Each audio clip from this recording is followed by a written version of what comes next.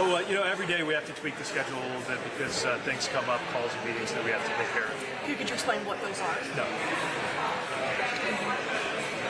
How do you respond to concerns that the infrastructure isn't there for EVs, that sales have slowed, that there are concerns about range, and that kind of thing?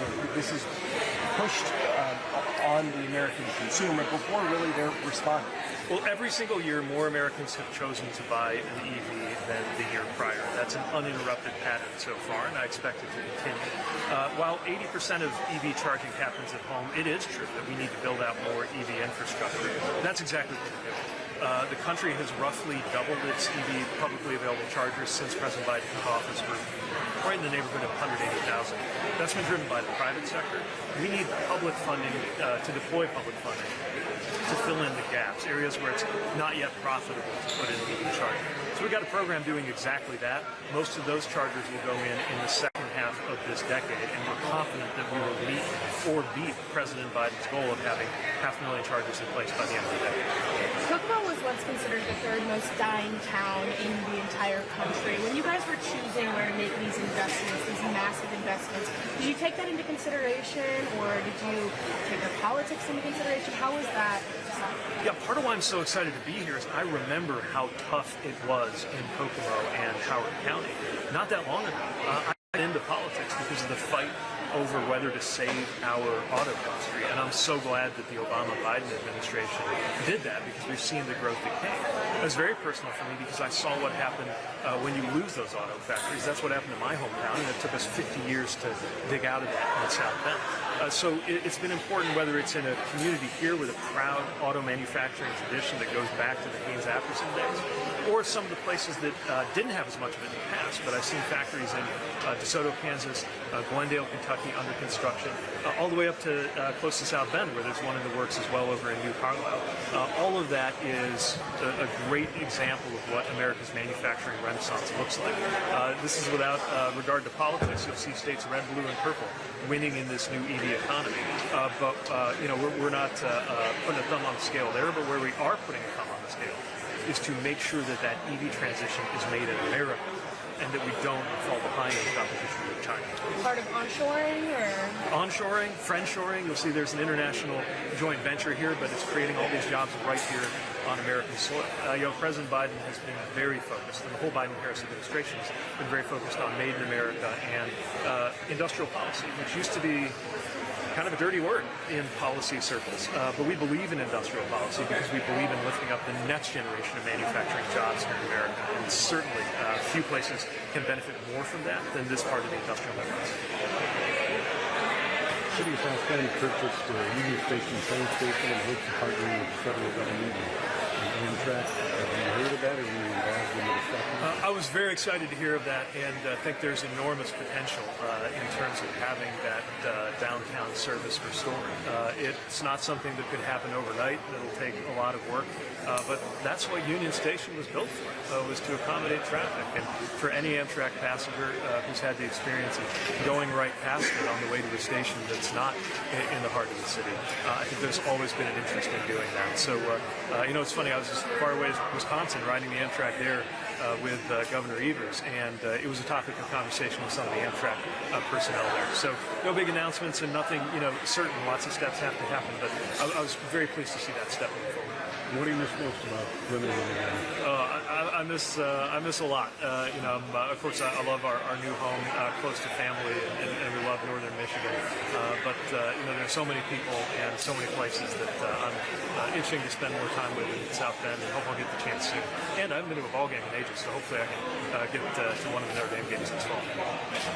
Secretary Buttigieg, road-related question. Highways are something that our agency has been very involved in over the last few decades. India is finally almost done with section of I-69. I'm just curious, it was partially funded by that 75-year delays, but do you think that highway construction is the best and last source of public dollars? Well, we need an all-of-the-above strategy, right? We're going to need roads and bridges and highways. We also need to create alternatives, which is why we're undertaking the largest investment in public transit in the history of the federal government. and the largest investment in passenger rail since the inception of Amtrak about 50 years ago. We've got to make sure that people have different ways to get to where they need to be, especially because our inheritance is a pattern in terms of the way our cities and countryside were built that has often forced people to have no choice but a car. Garrett and then Kayla. Do you see the completion of I-69 here in Indiana as another component of efforts to bring jobs back to areas like, I mean, obviously Kokomo, we're not on the I-69 corridor itself, but places like this? Well, certainly part of what goes into supply chains is having efficient roadway connections. Now, we largely defer to the state in terms of what they prioritize, but we keep that federal funding coming. And with our discretionary programs, we're going to do everything we can to help support outcomes like safety and economic wins, climate wins, and equity wins along the way. Can you explain the precise relationship between the administration's funding and these projects we heard today, and what else can we expect in Indiana coming up? Well, the administration's worked hard to create a climate where it makes sense to invest in the EV industry right here on American soil. The Inflation Reduction Act contained tax credits and provisions that stimulate that growth in the industry. So do infrastructure moves that we're making, like that creation of an EV charging network with federal support. All of those add up to a robust EV industry because even though we think EV will be the future of the automotive sector with or without us, that doesn't mean that it's automatic, that it'll happen quickly enough and then it'll happen on American soil. That's where we think policy plays an important role. Carson? Yeah, a lot of money going to solar wind projects.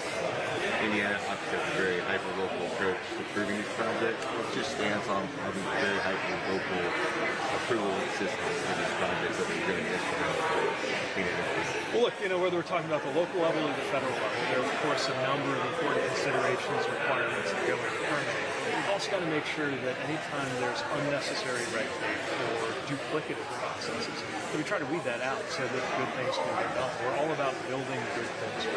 And I think federally, there's a lot that we're still working out to get out of our own way on infrastructure development and certainly clean infrastructure development. We can't tell local and state governments what to do, but we encourage them to take a similar approach that tries to make sure we get good outcomes, certainty, and clarity in those regulatory processes. South Bend, got there. Do you have a question? If you just want to talk about kind of how it feels to see these investments being back in your neck of the woods. I remember a time when we were told that manufacturing was permanently in the past. That you could either care about manufacturing or you could care about technology. And we had to walk away from manufacturing into the future. What we found instead is that we're very much walking into the future, but it's manufacturing that goes hand in hand with technology.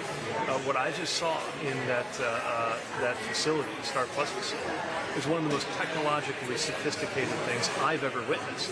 And yet it's in a tradition that goes all the way back through the Studebaker days to the Elwood Haynes days here in Howard County. It all fits together. And I think, if we really want to do right by our manufacturing tradition, the point is not to move back in time. What we want to emulate about the great manufacturers of the past is the fact that they were focused on the future. And that's exactly what I see in this EV industry. Is there anything you can say about your future?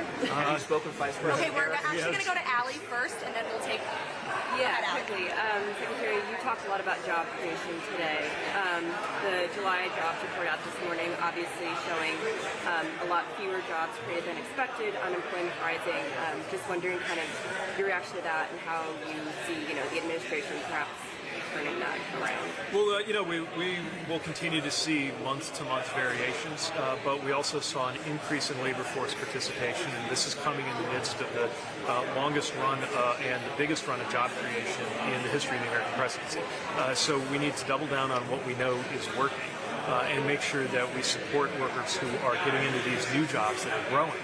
As they make their career choices. That's not just the industrial policy, it's also an education policy supporting places like Ivy Tech, unions and their apprenticeship programs.